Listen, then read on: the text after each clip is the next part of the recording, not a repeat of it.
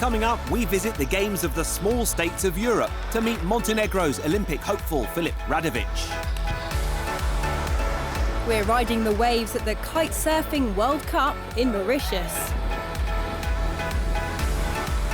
It's bows and arrows at the ready in the land of the Thunder Dragon.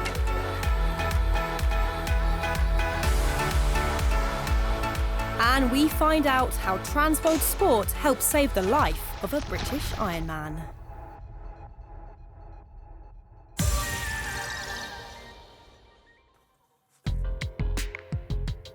This month sees the return of EuroLeague Basketball, now in its 20th season and bigger than ever. Over the next 8 months, 18 teams from 10 countries will battle it out to be crowned the best in Europe. CSKA Moscow are the defending champions, having defeated Anadolu Efes in last season's final, and the Russian side are once again one of the title favourites. Very proud for my players, for my organization, management, my fans, my family. You make me proud, like you promised me. The team has to be the true essence of a team, and that's the only way you're going to win.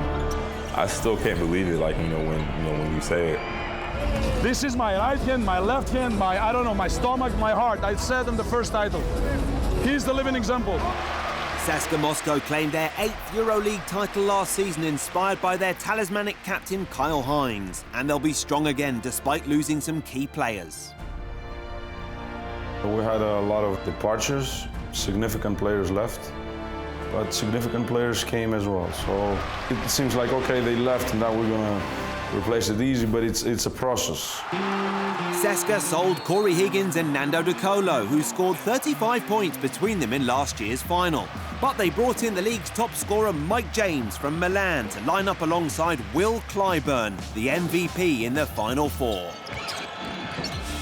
When you leave a team like Milan and you get to land in a place like CSKA where it's a lot of history and a lot of expectations, you can't really complain. I'm trying not to think of what they lost. It's impossible to fill all their shoes for one person. I try to think about what I can bring to the team, what's different about me. He doesn't need to step in the boots of Nando or Chacho or Corey. He has the talent, definitely. He got the feeling. He proved it. On this part, he doesn't have to prove nothing. Mike's a great guy. He wants to win, and that's one thing that I don't think everyone really knows about him. He's a competitor. He wants to compete, and obviously we already know that he's one of the most skilled players in EuroLeague and one of the best scorers, so he's going to help us a lot, and he's going to be one of our main guys. Joining them from the NBA is 26-year-old guard Ron Baker, a children's storybook author in his spare time. 2 people I talked to about coming to CSKA were Kyle Hines and Coach Demetrius. Coach Demetrius is a guy that wants the most out of you, and what's great about him is he's always demanding more, so you try and play that much harder. With this squad, can CSKA retain their crown? You just want to have an opportunity to defend your title. You want to have an opportunity to compete for championships, and I think we have opportunities. Our roster is built for a title run, so I think for us, that's all we want, and then the rest is up to us.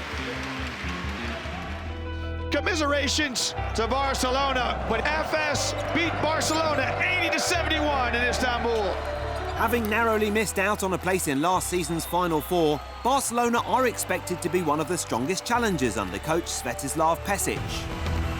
From game to game, from situation to situation, we make good improving. We have now some new player, and we are happy with new player. We expect that they can help the team, and not only to help the team, but to make some difference in the most important games. One of Pesic's standout signings is power forward Nikola Mirotic. The 28-year-old became the highest-paid player in Europe after signing a reported €26 million deal. The 2-time EuroLeague rising star returns after 5 years in the NBA, where he averaged 12 points a game. It was great. Very excited to be back. It's something that I missed a lot, being overseas. And, just looking forward to start playing and try to help my team to to win, you know, and especially enjoy this competition. Perhaps the most interesting summer transfer was Corey Higgins' move from CSKA Moscow to Barcelona. The Catalan side will feel they have weakened their opponents and strengthened their own team, given that Higgins won 2 EuroLeague titles during his time in Moscow and is always among the league's leading point scorers. He's the guy who won the EuroLeague last season, so for sure experienced. He's, in my opinion, probably the best shooter in the EuroLeague, 3-point shooter. It's definitely the most talented team I've been a part of during my time in Europe. So it's hard to say one person, but we have so much depth and talent at each position. It's going to be really exciting because we haven't even scratched anywhere near our surface or our potential. With the addition of last year's all-EuroLeague first-team centre Brandon Davis, Barcelona have created a team capable of toppling CSKA as champions. From the inside, I can tell you that we're all hungry and looking forward to being better individually and pushing this team to be better than it has been in the past. And that's the reason why we all came here. He's proven since he's been in the EuroLeague to be one of the dominant centers, if not the most dominant center in EuroLeague basketball. He's extremely skilled passing as well as creating his own shot. And as far as passing, that really helps because he's going to have so many weapons around him. We all came here to win. You know, we came here with high expectations of our own, not just the ones that we might feel from the outside looking in. So it's up to us to put the work in, and if we do that and play the right way, we could be unstoppable. Now it's time for this week's sporting question.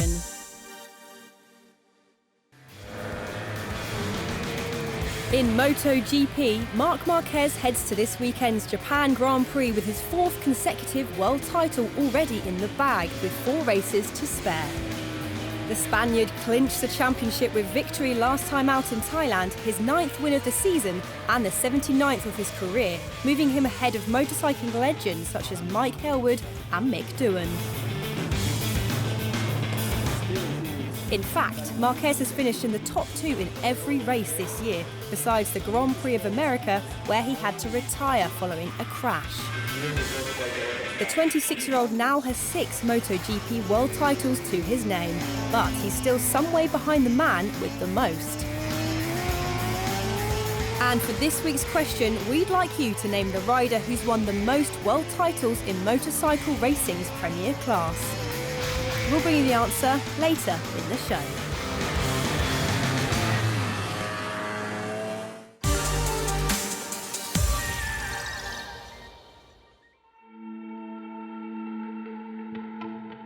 When I walk through the streets, people look because they don't meet it every day. So it's not interesting for them, but it's weird for them. And they look, but people who I'm living with, they don't look like others. You know, they treat me like any other normal people. Born without his left forearm, Filip Radovic has never let his disability prevent him from achieving sporting greatness. As a child growing up in Montenegro, Filip initially played football, but once his elder brother took up table tennis, he soon wanted to beat him.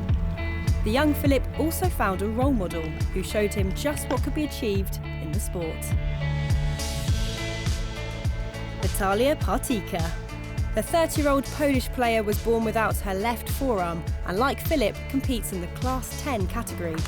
However, Natalia has also competed in 3 Olympic Games, alongside her incredible 5 Paralympic appearances. It was an inspiration. She was my idol, you know, and I watched her on YouTube and her matches, and now I participate in the same competitions like her. I watched her at the beginning, how she serves, and how that was my main goal, to learn how to serve, because I can't flip the ball like other players, so that was my first problem, but I learned it.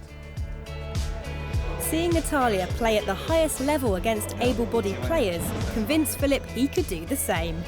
The 19-year-old now competes in more able-bodied tournaments than Paralympic, and this year he was focusing on one competition in particular. The Games of the small states of Europe are a mini-Olympics for countries on the continent with fewer than 1 million people. The 2019 edition was held in Montenegro, and Filip was selected as the host nation's flag bearer for the opening ceremony. I'm very happy that I was nominated to be a flag bearer by the people in Montenegrin Olympic Committee. And this is first time that Games of small states country are here in Montenegro, and I'm the flag bearer in front of my home crowd, and that's a big. I'm happy for that. Igor Tomic is the president of Montenegro's Paralympic Committee, and he travelled to the coastal town of Tivat to watch Filip compete in the men's singles event.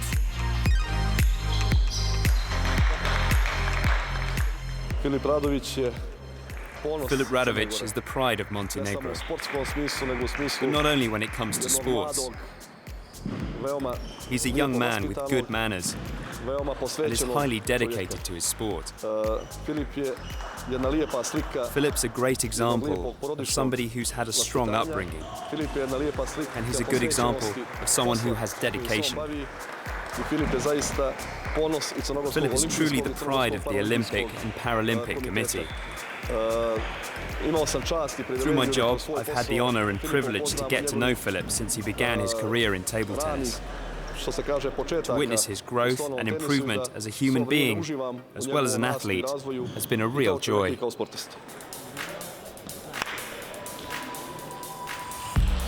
Despite struggling with a shoulder injury at the Games, Filip went on to win 3 bronze medals across the singles, doubles and team competitions. But his focus now turns to qualification for the 2020 Paralympic Games in Tokyo. Montenegro have only sent 3 different competitors to the Paralympics in its history as an independent nation. They are hopeful that Filip can become the next name to be added to that list. When it comes to Filip Radovic's Paralympic programme, we all have one goal that we dream about: for Filip Radovic to qualify for the Paralympics 2020 in Tokyo. It would be a huge achievement. It's a very hard and demanding road. There are only a few big tournaments where Filip can collect qualifying points. He's facing some big challenges in his quest to compete in Tokyo.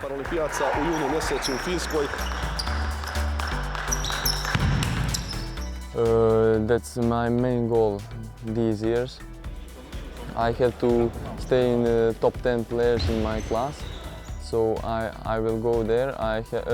If I want to go there, I have to stay top 10 in my class, and I have to play tournaments, minimum 4 tournaments and European Championship, and the best players goes to Tokyo. Filip already looks well on the way to joining the best in the world in Japan. Earlier this year, he won gold at the European Para-Youth Games, and just last month won his highest medal at a Paralympic event, claiming silver at the European Para-Table Tennis Championships. Both results have boosted Filip's ranking to well inside the top 10 required for Tokyo. That will be an incredible achievement. I have never participated before in Paralympic Games, and also my country in Rio, only two participants from Montenegro, and in London only 1. Now it's main goal to have more than before.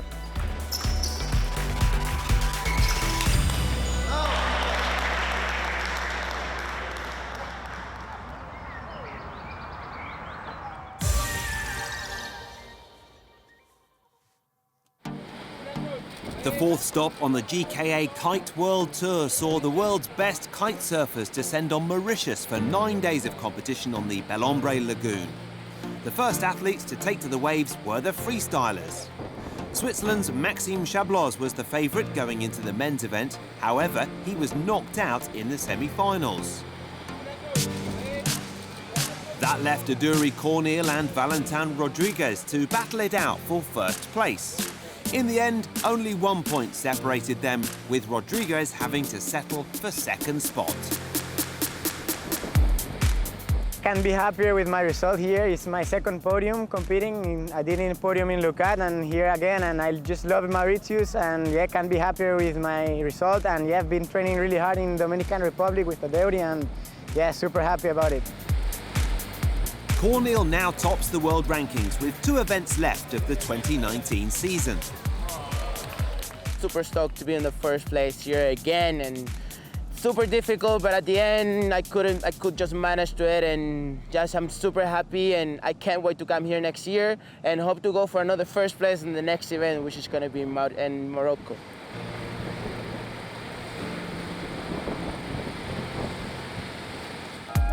In the women's freestyle, 14-year-old Michaeli Sol led the world rankings going into the event. The Brazilian is the reigning world champion, and as expected, she took first place with another commanding performance in Belombre.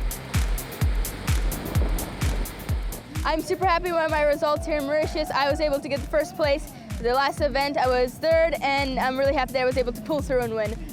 This is the first time to Mauritius, and I think it's a really beautiful place, and I'm for sure coming back here next year. The victory was Sol's 5th of the 2019 kiteboarding season. Next up were the wave riders. In contrast to their freestyle counterparts, the strapless kite surfers are not bound to their boards and are judged on tricks they perform on the waves before they break. Competitors have 22 minutes per run, with the best 2 waves counting. In the women's single elimination, Holland's Jalou Langery returned from injury to claim her first win of 2019 with a dominant display in the final against series leader Carla Herrera Oria of Spain. I'm super happy with my result. It was great to be back on the competition, as I've been taking a break. I had a little injury, and yeah, it just feels so good. Like, I had no stress, no pressure. I just wanted to be out there and have fun. The final of the men's single elimination was a thrilling head-to-head between Italy's Ayrton Cozzolino and Australian James Carew. In the end, it was Cozzolino's control and ability to find the big waves which enabled him to edge out Carew by a single point. Second's not that bad. I'm super stoked with second, and had some epic heats today, got some really fun waves, and overall had a pretty good day. I'm super stoked to see what happens in the doubles. Yeah, I'm super happy with my result to come back on top, and the single feels amazing, super stoked the way we're fighting, and I can't wait for the doubles now. Yeah. Sebastian Ribeiro won 7 straight contests to finish in 3rd place, but the final was again a battle between Cozzolino and Carew.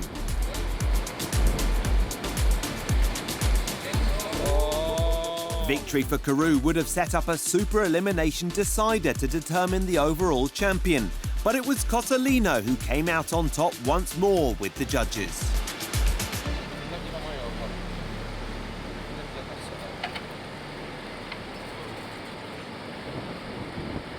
Super stoked to win today here in Mauritius, one of my favorite spots in the world.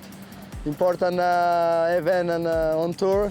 So super stoked to win it. I have no words. The women's double elimination final was between Jalou Langery and Mauritius' Ninja Rico, who, despite her local knowledge, came up just short, finishing in 2nd. I have to be honest, and I'm really happy. Only thing, I wanted to go back in the final. And yeah, Jalou deserves also her first place. She's a really complete rider. Langery's victory means Herrera Oria remains top of the women's rankings with 2 events left to go. I love coming here, and it's amazing to take a first spot, as the conditions are always kind of challenging, and yeah, it keeps you keeps you motivated to ride in these kind of conditions.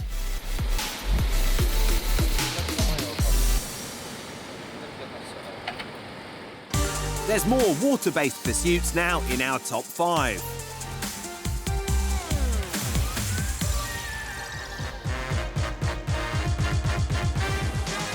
First up is Pitsigin. Played on the beaches of Split in Croatia, there are no formal rules to the game, no points and no winners or losers. The sole aim is to prevent the ball from entering the water, and having fun is key.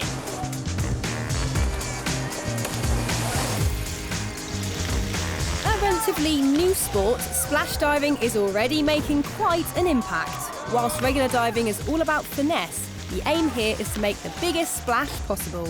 Every year, the best in the business travel to Germany for the Splash Diving World Championships.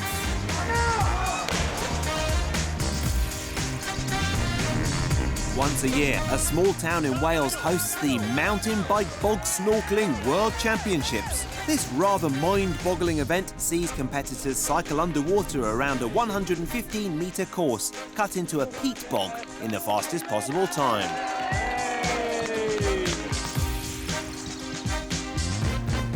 Sri Lanka's annual Keelani Water Festival features a host of weird and wonderful events.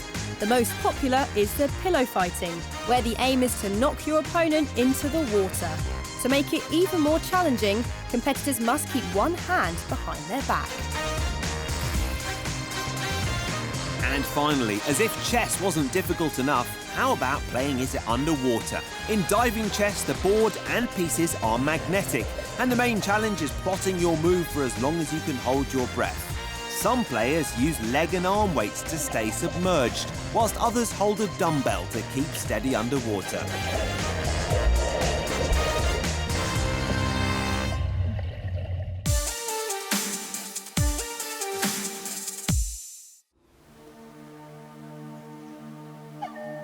Situated in the foothills of the Himalayas and flanked by the world's two most populous countries, China and India, the Kingdom of Bhutan is a land defined by its rich, unique culture.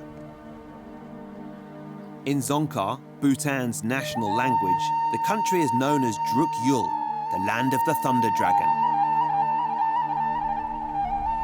In the early 1600s, the country's provinces were united by Shabdrung Ngawang Namgyal, who built a series of dzongs, or monasteries, and led the Bhutanese people to repel the invading Tibetan and Mongol armies. Indeed, it was Bhutan's first religious leader who developed the customs, ceremonies and beliefs that are still present in the Buddhist kingdom today.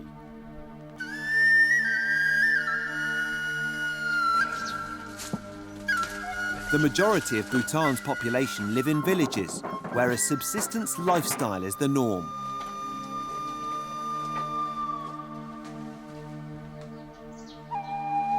Buddhism plays a hugely important role in the lives of most Bhutanese people, as does the country's most popular sport, archery.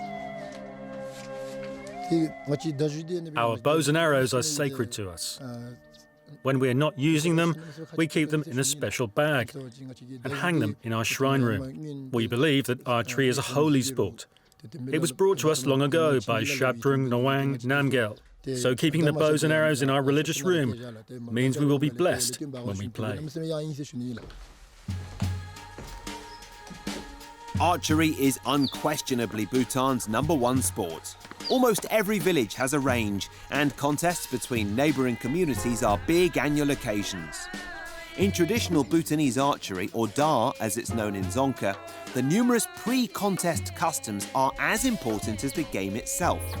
The night before a big game, each team consults an astrologer who tells them how they must enter the archery range. During this time, it's also thought to be bad luck for team members to sleep in the same room as a woman. We believe that Shabdrung Ngawang Namgyal used traditional bamboo bows and arrows to shoot and subdue devils and demons when he was protecting our land from invasions.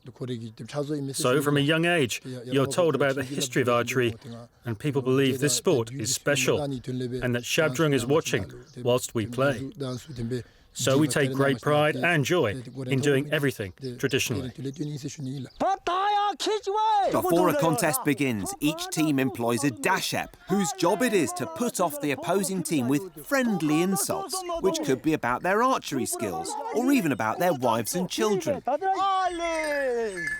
Small wooden targets are used and are placed roughly 140 paces apart.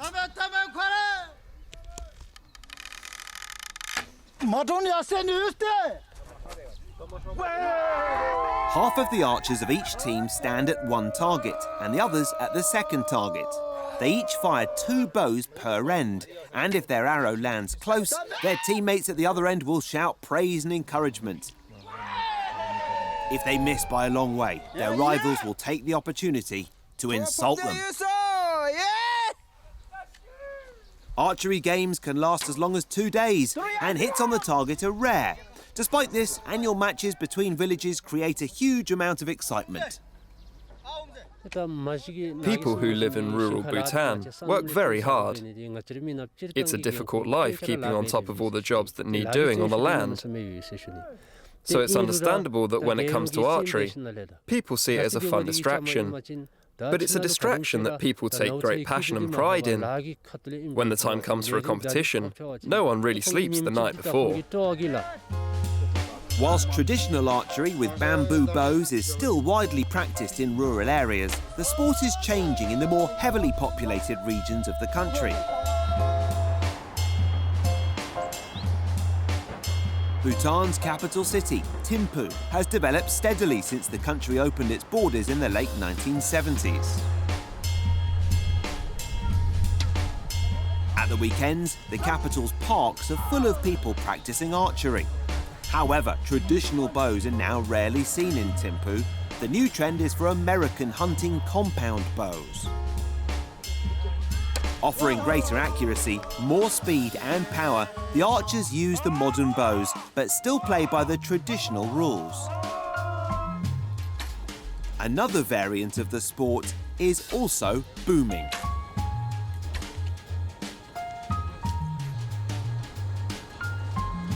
Bhutan first competed in the Olympics at the Los Angeles Games in 1984, and up until London 2012, archery had been the only sport in which they'd entered any athletes. Olympic archery is essentially a completely different sport to the traditional Bhutanese form. The targets are bigger and the archers stand just 50 metres away, using modern recurve bows.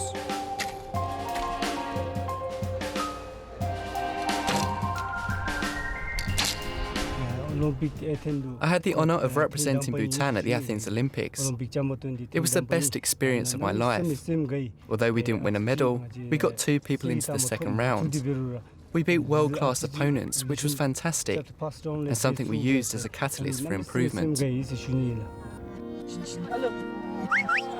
Whether it be Olympic, compound or traditional, archery is a sport that occupies a special place in the lives of the people of Bhutan. A sport rooted in the country's ancient past, archery is still playing a crucial role in preserving the culture of the land of the Thunder Dragon. Winning the annual archery contest against our rival village is really important. If we win, it's the highlight of the year. These events allow the whole community, old and young, to celebrate being Bhutanese, as well as celebrating archery. Archery is crucial for Bhutanese people. The role it plays in our lives can't be underestimated.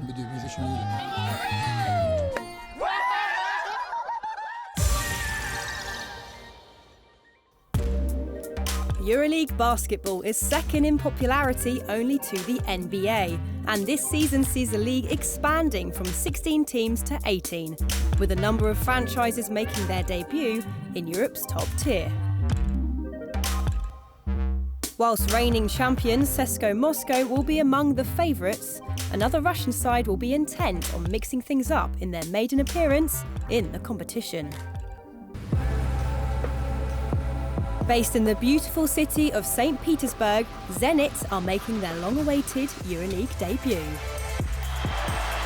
Whilst the newcomers may find it hard to bridge the gap to CSKA this season, they do have two-time Eurocup champion Joan Plaza at the helm. The Spanish coach will demand a lot from his players in the hope that they can cause a few upsets this season. What I want on you is that you come in here, then you come in like second. We are young, but we are on the process to improve. Of course, inside we're going to try to give our best, try to be solid at home, try to compete till the last second, for try to be as close as possible in the playoff. To qualify for the EuroLeague, Zenit have had to bring in 11 new faces. Among them is two-time EuroLeague champion Gustavo Ion, who arrived from European giants Real Madrid. I was 5 years in Madrid, and the club is a big club, and the people in the club is amazing. But now I'm stay focused in Zenit. St. Petersburg is my city now. And he's got all the experience of being at the top. He's obviously won EuroLeague. I think guys can look to that and use his example and see what it takes to be the best, because he knows, and I think he'll help show us. He has a great capacity to be contagious with the rest of the guys. It means that he's so serious. He's one of the first to arrive to a practice, one of the last to forget it, but he still wanting to learn. Another new addition, Andrew Albisi, will be hoping to improve on his career best 12 points per game, which he achieved with Andorra last season. I'm very motivated to keep going like that. I want to just enjoy it because it's my first year in EuroLeague, and I want to stay in EuroLeague. So I will do all my best for sure. I know him from the last 5 years probably, and every year is better. Every time he's shooting better. Of course, he's passing every time with better timing. He took always the good decisions and could be one crucial player for us. Zenit St. Petersburg famously shocked the football world by winning the UEFA Cup in 2008. Could their basketball team achieve a similar feat this season?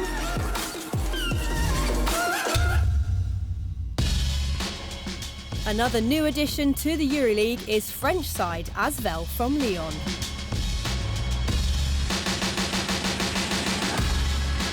Four-time NBA champion Tony Parker is the team's owner, and Zvezdan Mitrovic, the head coach.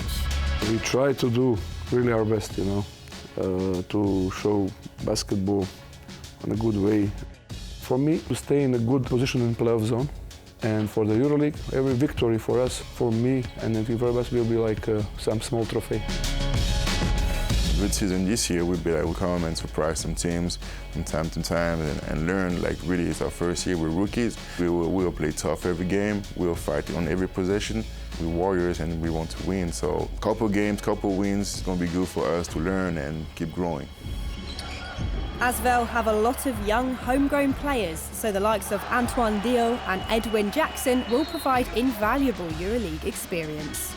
Shooting guard Jackson played at the club as a junior and started his professional career here. It feels amazing to be back not only in France, but in my hometown, Lyon. It's a special place for me. My dad still lives there. I had some of my best seasons as a professional here before I left. So, I mean, it's pretty amazing to be around family and friends, loved ones, all the time, the part outside of basketball. One of the youngest players in the league this year is Asvel's 18-year-old point guard, Theo Maledon, who many have tipped as one to watch in the future. Really excited. There's going to be a big season, new challenges, and I'm really excited to compete in EuroLeague. And this kid is just amazing as far as his work ethic. He's always in the gym. He's always, asking questions to improve his game. Whether it's watching video or basketball game, he's a very smart kid. I think he's a tremendous prospect at his position. I don't see a lot of guys in Europe being better than him. For me, it's a good kid with a good future. And he deserves every second and every minute when I put him on the court. And that's all. no French team has won the EuroLeague in the modern era. Could Asvel take the crown from CSKA Moscow? We'll find out in May 2020.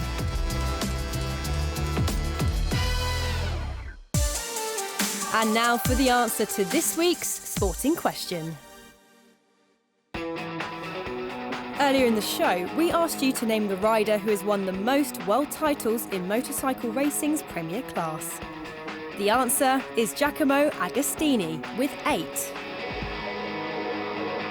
The legendary Italian rider won 7 consecutive crowns from 1966 to 1972, with his final title coming in 1975.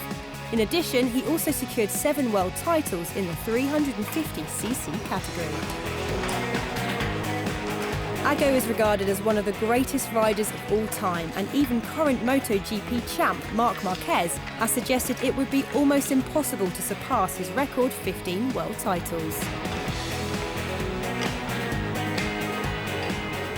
After Agostini's glorious 13-year racing career came to a close in 1977, he spent a short time competing in Formula One before returning to motorcycle racing as a team manager for Yamaha and later Cagiva.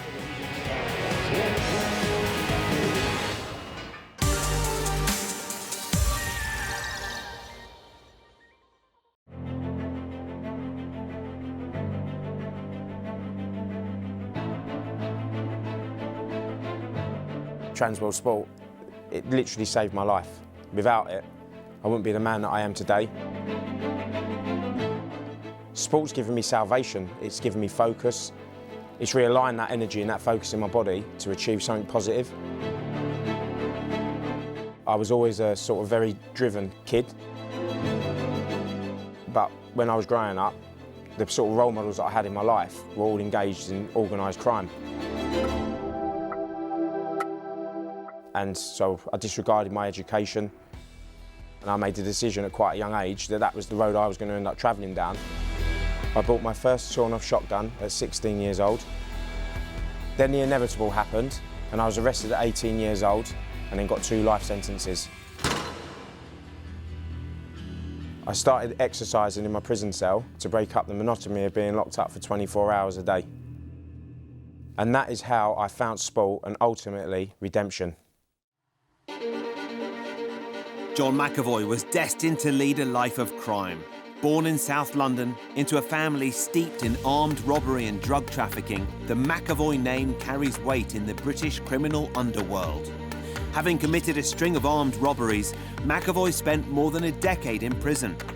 But with a helping hand from this show, sport enabled John to leave that life behind, and he is now an Ironman athlete.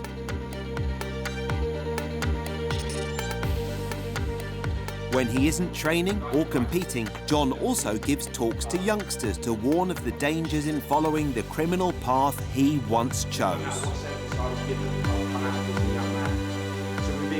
This is the Englishman's incredible life story. And I set 3 world records.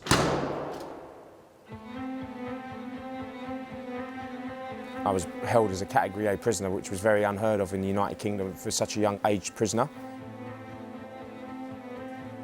And then I spent the next 365 days, the next year of my life, locked in this tiny segregation cell. And that's where the process of my training actually started taking hold, and I started getting into a routine of training every single day. So I used to do 1,000 burpees, 1,000 press-ups, 1,000 squat thrusts, and 1,000 sit-ups every day. 5 years into his prison sentence, and McAvoy was still an entrenched career criminal, showing little inclination to leave that lifestyle behind. It took the death of his best friend, who died in a car crash during a getaway from a robbery, to change John's attitude to a life of crime. That moment changed my life forever. And it made me look at my own mortality and the fact that I was sitting in this cell and you've only got one chance at life. And I had just spent nearly a decade to that point rotting in a cell, and I'd done nothing positive at all with my life. And I just said, I knew from that night onwards I'd never in my life commit a crime again. I knew I wouldn't. As John began moving down the prison ranks to lower category jails, he was granted more gym access. Like many inmates, he used the gym as a form of escapism, removing himself from the monotony of being locked up. Desperate to find a career away from the criminal underworld, but with no direction, McAvoy immersed himself in his training. It was at Loudham Jail in Nottinghamshire where John would meet prison gym officer Darren Davis. Darren remains a close confidant to John. Whilst in prison, Darren helped nurture John's natural talent and gave him the opportunity to push his limits through rowing. Without Darren, even though I could have had all the potential in the world, without Darren seeing that in me and guiding me and opening up my eyes to it, I wouldn't be sitting here today in front of you competing in Ironman, sponsored by Nike. That was all because that one man saw something in me, and not just my athletic ability, but he saw the fact that I wanted to do something else with my life, and he encouraged me to do it. He offered me support, and he was probably one of the first people in my life to ever do that.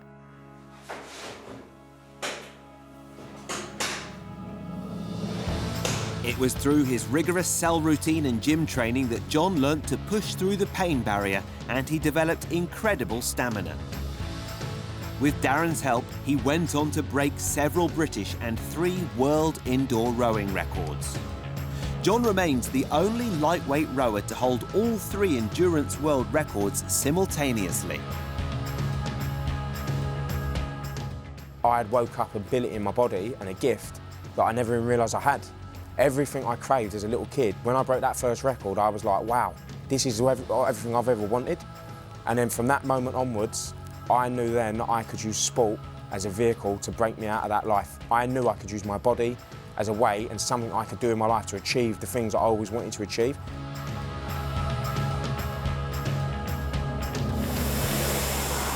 In 2009, John watched an episode of Trans World Sport, and this programme would help to shape his future. Ironman is widely regarded as one of the toughest tests in modern sport. The extreme event features a 3.8-kilometre swim, a 180-kilometre bike ride, followed by a full marathon. I was on the rowing machine, and I watched an episode of Trans World Sport on the TV in the prison gym. And I watched these amazing athletes, and it was incredible, like watching these guys doing what I, at that moment in my life, thought was just phenomenal thing of being able to run a marathon after cycling for 180 kilometres, and they were like superhumans. And it inspired me just from watching that one episode that one day in my life that I'd want to take up and do an Ironman. 3 years after John saw that Ironman feature on Trans World Sport, the prison parole board released him on a life licence. He had vowed to turn his back on crime, and with world record indoor rowing times, he hoped to turn professional. To help him achieve that goal, John approached the prestigious London Rowing Club on the banks of London's River Thames. Yet, 6 months on, his dreams of becoming a professional rower were dashed. John's indoor rowing times were up there with the elite, but having never rowed on water until his release, his technique made him a strong amateur at best. He had simply taken up rowing too late in life. So once I realised that I couldn't make a career as a professional athlete out of rowing, watching that episode of Trans World Sport those years before and having that sport in my mind, when I started researching it and I realised that you can turn professional at the sport at any age, you've just got to prove to the powers that be of Ironman that you can race the sport professionally because you're fast enough. So I made the decision, that is what I'm going to do. I'm going to pursue a career and try to turn professional, or will turn professional, at the sport of Ironman. Still training to this day at the London Rowing Club, John enjoys the atmosphere and camaraderie between fellow athletes. Hi, mate. How you doing? Good. Yeah. Calves are a bit tight still. Olympic hopefuls train here alongside judges, lawyers and other high-functioning members of society. When he first joined, no one knew John's story. Yet after he decided to open up about his criminal past, he was still accepted by the club and its members. When my past came out, within not just the rowing club, but within the rowing world, so this is British rowing, this went up to all the way to like the sort of Olympic squad, the response that I received from the sport was incredible, and it was unbelievable, heartwarming. Like the support that I received from the whole rowing community, and especially London Rowing Club, where I was a member at. It broke preconceptions of what other people believed people like me would have been like. After initially hiding from his past, John has gone on to embrace it. He now visits schools telling his story. I completely disregarded my education at that point. At 14 years old, I started truanting from school. I had no respect for my teachers, none whatsoever. My mum pleaded with me to go and do my GCSEs, because at that point she knew she'd done everything she could to shield me from that life, but she knew the right. I hope when they listen to me talk that I demonstrate to them it doesn't matter where you are in your life, your path isn't always mapped out for you. Like, you don't need to be a product of your environment like I was as a kid. And if I can stop one kid going down the road that I did as a little kid, I'll be a happy man. And it would mean more to me than winning any race in the world or any of the records that I've ever done or anything I continue to do the rest of my life. If I can stop one of those kids spending one day in prison like I did, looking up to the wrong role models in life, everything I do is worth it.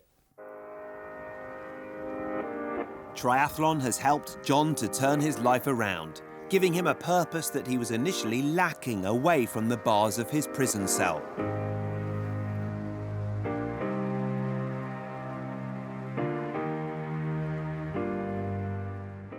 The suffering is, I need to prove myself. When I first come out of prison, I felt like a loser. I felt like I lost a lot of my life, 10 years of my life for a dream that didn't exist. I felt like I didn't do anything with my life in that time, and I was so committed to achieving something the rest of my life. To me, it's about proving to myself that I wasn't just a loser in life. I don't think there's anything harder than doing an Ironman triathlon. The fact of getting off your bike after 180k and then running a full marathon as hard as you can, like running into that pain, I enjoy it. I think that's the part where it's a test. It's how much do you want this? Because it is going to hurt. It does hurt. You feel like you're running on fumes. There's nothing left. I prepare myself to run myself into the ground. No matter how much it hurts, I won't stop. Over the Ironman events that John has competed in, his times have improved dramatically. Though he's yet to compete in the Ironman World Championship in Hawaii, he hasn't given up making that dream a reality.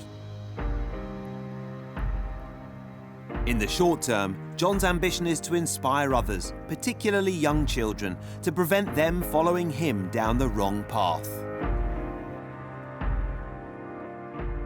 It was my dream in 2009 on that rowing machine that I wanted to be a pro athlete. But what I've come to realise over the last sort of year and a half of my life, I want to go into schools and I want to show those children with that card and say, that card as a pro athlete, that you can achieve your dreams in life. And that means more to me now than actually race wins. And I'm driven every single day of my life to do that.